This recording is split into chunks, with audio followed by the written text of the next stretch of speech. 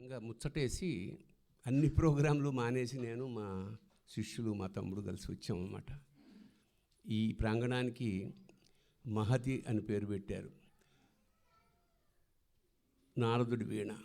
కానీ ఇవాళ విద్యారణ్యంలో కచ్చపి నాదం విన్నాం. సరస్వతి చాలా చాలా పరమాద్భుతమైన అవధానం.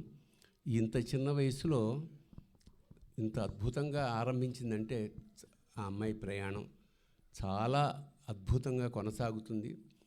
భవిష్యత్తు నాకు కనిపిస్తోంది. అలాగే సమన్వయకర్త కూడా తటవర్తి వారు చక్కగా సమవర్తిలాగా అర్థం ఉంది. అదే అవతల వాడిని ఖండిస్తూ, పృచ్ఛకులు కూడా పాపం చిన్నపిల్ల అని ఏమాత్రం జాలి కరుణ లేకుండా నిర్దయగానే ప్రవర్తించిన ఆ అమ్మాయి తట్టుకుని వచ్చింది.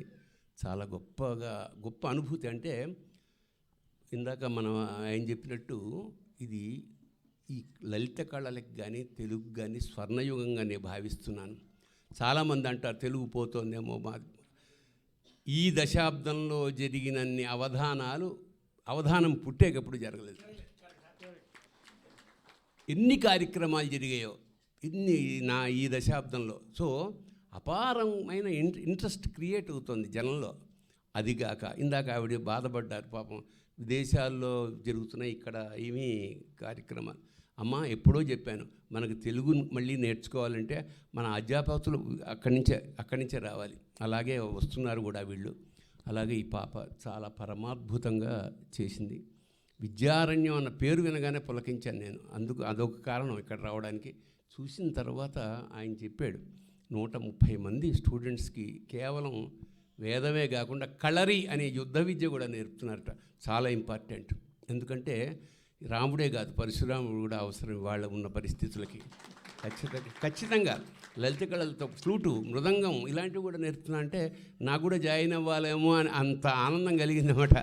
అంటే ఇప్పుడు మనకి ఈ వయసు కాదు కానీ చెప్తున్నాను. ఏదేమైనా ఇవాళ ఇది ఒక మధుర క్షణం. తెలుగు సాహితీ యజ్ఞం జరిగినట్టుగా భావిస్తూ అందరూ పృచ్ఛకులు, మిగతా వాళ్ళు, పద్మనాభరావు గారు ఎంత ఇంట్రెస్టో ఆయనకి ఇలాంటివి. సో రసజ్ఞులైన ప్రేక్షకులు ఆ ఆ పిల్లల్ని చూస్తుంటే ఎంత చిన్న పిల్లలు అన్నమాట, వాళ్ళు ఎంత ముచ్చటగా ఉన్నారో. సో మళ్ళా ఒక్కసారి మైమర్చిపోయి ఈ మధ్యాహ్నం దాకా ఇక్కడ ఉండేలా చేసిన కార్యనిర్వాహక వర్గానికి, సరస్వతి మా పాప.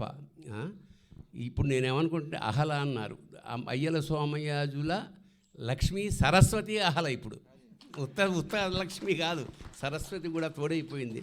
చిరంజీవ చిరంజీవ చిరంజీవ. సమస్త సన్మంగళాని భవంతు.